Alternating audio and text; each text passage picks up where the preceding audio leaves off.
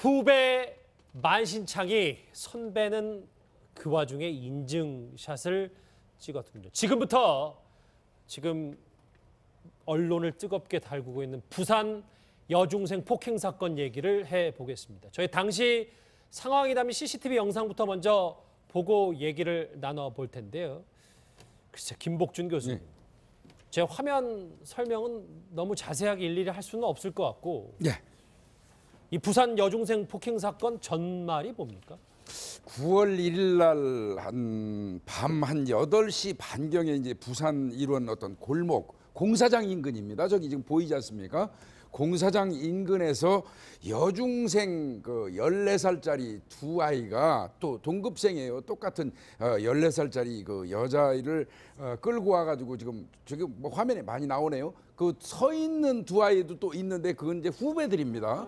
예, 그런데 그 후배들 두 명이 보는 앞에서 두 명이 한 사람을 그 공사장 인근에 있는 의자, 그 다음에 이 폐건축물 같은 거, 그리고 뭐 심지어는 이제 소주병으로 무차별 폭행을 해가지고 이 머리, 두부 손상을 주고 입안이 다 터져가지고 피투성이가 된 채 이제 그 현장에서 맞고 있었던 거예요. 그 상황에서 이제 그 주변 사람들이 들어서니까 이 아이들은 현장에서 도주를 했고. 피해자는 그 피를 엄청나게 흘린 상태에서 무릎을 꿇은 상태에서 한동안 아마 의식을 못 차리고 있었던 것 같습니다. 이거를 주변 사람들이 신고를 해가지고 119에 신고가 돼서 치료가 되고 이제 사건이 된 건데요.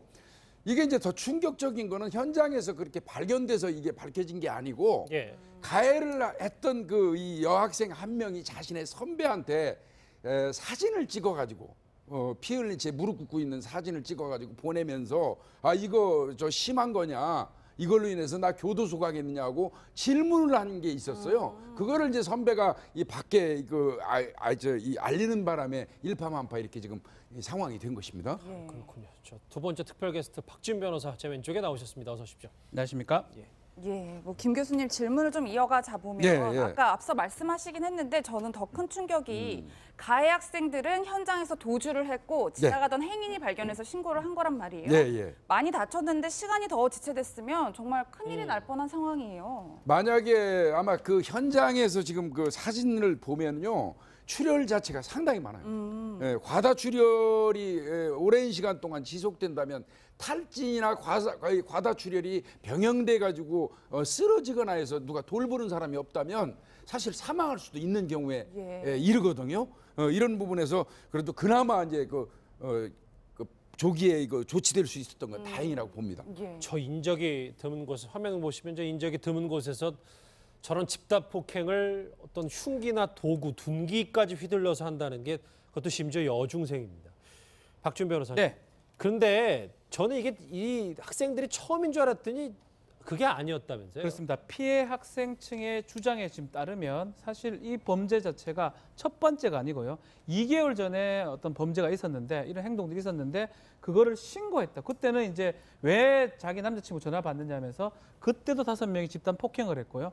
이거에 대해서 경찰에 신고한 거에 대해서 계획적으로 보복적으로 다시 이렇게 행동을 한 게 아니냐 이렇게 피해 학생들이 주장을 하고 있습니다. 뭐 경찰에 가서는 일단은 가해자들은 그냥 말 안 듣고 그냥 그래서 했다고 하지만 만약에 이런 전력이 있고 보복성 어떤 폭행이라 그러면 또 사태는 심각하다고 할 수 있습니다. 예, 김 교수님 말씀처럼 이렇게 계획을 해서 어떤 둔기나 이런 흉기를 갖고 보복하는 마음으로 때렸다 하면 죄질이 더 나빠지는 거 아니에요? 아무래도 계획 범죄니까 범죄하는데 용이하고 그 정도가 심해지겠죠.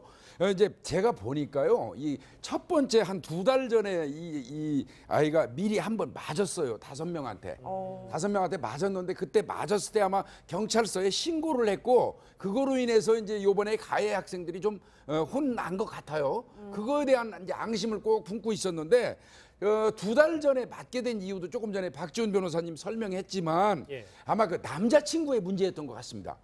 자기가 사귀고 있는 남자친구가 지금 요번에 피해를 당한 이 여학생한테 전화를 하고 가까워지려는 거를 보고 이제 아마 그거에 대한 보복으로 이미 1차에 걸쳐서 5명이서 집단 구태를 했었던 건데 그거를 이제 경찰에 신고했다는 거에 대해 앙심을 품은 거예요. 그래서 이번에는 이 여학생을 유인하기 위해서 같이 영화 보자.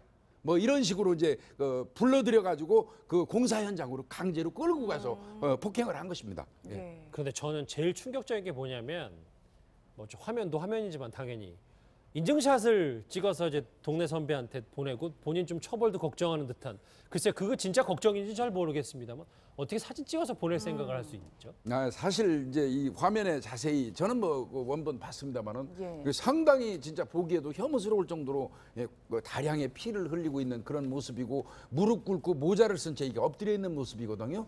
이거를 사진을 현장에서 찍어가지고 자신의 선배한테 보내면서 이 정도면 나 교도소 가냐고 물어보는 건데요.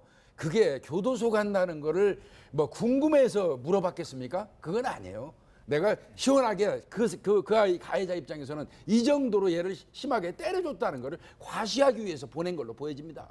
예. 과시하기 위해서. 예. 이종근 실장님 진짜 이게 굉장히 국민의 공분을 사고 있는데 이런 와중에 이 가해 학생이 SNS에 글을 올렸어요. 그런데 그때는 정신 상태가 온전하지 못했다. 그러니까 사진 좀 내려달라 죄송하다 이런 얘기를 하고 있는데 저희가 좀 깊이 반성한다 이렇게 느낄 수 있을까요? 자, 지금 오늘까지도 지금 검색어 1위입니다. 지금 부상 여중생 폭행이라는 어떤 검색어가요. 이유가 바로 이런 점들이 계속 이어졌기 때문이죠. 뭐냐면 이거죠. 처음에는 그 사진 때문에 공분을 했어요. 아니 이렇게까지 사람을 맞아요. 이 소녀를 이렇게 했나? 그런데 2차적으로 분노가 한 게 바로 이 학생들이 가해자가 내가 제정신이 아니다. 제가 잘못은 했다. 그러니까 사진만 내려달라. 이 글 때문에 사실은 더 크게 분노를 한 게 이거거든요. 사진을 찍어놓고 자기 그 선배한테 이 정도면 교도소 가라고 물어본 학생 그 물어봤다는 것 자체가 사실은 이게 반성하려고 하는 것이 아니라 이게 내가 자수를 해야지. 이렇게 선처를 발해야지 이런 SS를 남겨야지 내가 조금이라도 형이 감형되겠다라는 계산 때문이다라는 것에 사실은 네티즌이 너무나 분노를 느끼고 있는 것이거든요. 예. 지금 커뮤니티나 혹은 블로그 보면은 이 사건이 엄청나게 반향을 맞습니다. 일으켰어요. 그래서 특히 그 30대 주부들, 30대 학부모들, 30대 어머니들 사이에서는 굉장히 크게 반향을 일으켜요. 왜냐하면 그 정도의 딸을 갖고 있기 때문에. 그래서 사실 이 문제는 쉽게 이렇게 넘어갈 수 있는 문제가 아닌 상황이 돼버렸습니다. 지금 저 오른쪽에 보시면 뭐 눈치챈 분도 계시겠지만 저 가해자가 피해 학생에게 플래시를 한번 핸드폰을 켰다 해서 네. 얼굴 상태도 점검하고요. 저 정도 치밀함이 있다고 하면 본인이 얼마나 잘못했으니까 형량이 어느 나오겠다, 나 어떻게 해야 되겠다라는 것도 머릿속에 있을지도 모릅니다. 예. 박준 변호사님. 네. 여중생들이잖아요. 14살인데 어느 정도 처벌을 받는 거예요? 14세가 정말 중요한 나이입니다. 우리 형법상으로는 14세 미만자는 형사 무능력자라 그래서 14세부터는 처벌이 가능합니다.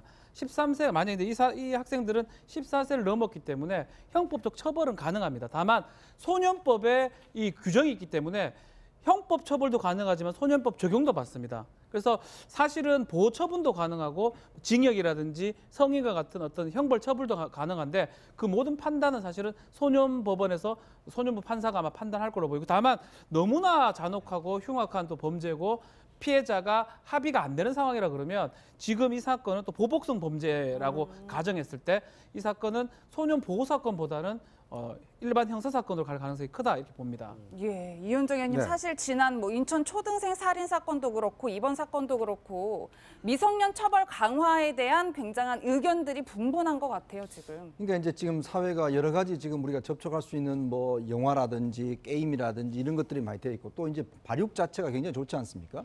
그러다 보니까 지금 아까 보셨겠지만 이게 좀 중학교 2학년생들이 한 짓이냐 의심스러울 정도로 굉장히 잔인하고 그러니까 조폭에서나 할 것 같은 그런 행태들을 보여주고 있거든요. 예. 저는 실제로 처음에 진짜 영화인 줄 알았어요. 그러니까 이게 지금 뭐 비슷한 영화도 또 있어요. 이렇게 보면. 그리고 이제 특히 이제 이런 지난번 인천 초등생 사건 같은 게 보면 정말 극단적인 경우까지도 있습니다. 예. 이게 뭐면 결국 이제 어리다고 해서 이제 예전같이 뭐 걔들 어린 애들 치기해서 한 것이다.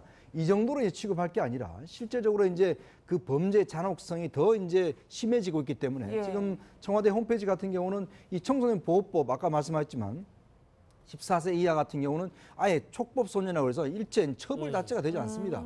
이제 그러다 보니까 이 요즘은 초등학생들도 이렇게 범죄를 저지르고 또 자기들도 이 범죄를 저지르면 법에 저촉이 안 된다는 걸 알아요. 이제 그걸 이용을 해서 실질적으로 범죄를 저지른 경우도 실제로 많거든요. 예. 이제 그렇다고 본다면 좀 이런 연령들 자체는 이제 내릴 필요가 있지 않는가. 사회의 어떤 변화 양상에 따라서 좀 처벌 자체를 좀 더 강화시켜야 되지만이 좀 방지할 수 있지 않는가. 마냥 얘들을 그냥 선동할 수만 없는 이제 그런 처지에 온 게 아닌가라는 게 이제 이번 사건을 통해서 좀 드러난 것 같습니다. 저도 현직에 있을 때요. 사실은 이제 이건 뭐 드러난 일이지만 제가 현직에서 한 30여 년 있으면서 특히 근래 14세 미만의 아이들에 의해서 벌어지는 일련의 폭력 행위가 이거는 지금 사실 상상을 초월해요. 근데 조금 전에 우리 이현중 의원님 말씀하신 것처럼 아이들이 압니다. 14세 미만은 어떠한 경우라도 처벌받지 않는다는 거를 알고 예. 경찰서에 와가지고 아이 뭐 처벌하려면 하세요. 아 진짜 예. 그렇게 좀 뻔뻔하게 합니다. 얘기합니까? 그렇게 합니다. 와가지고 우리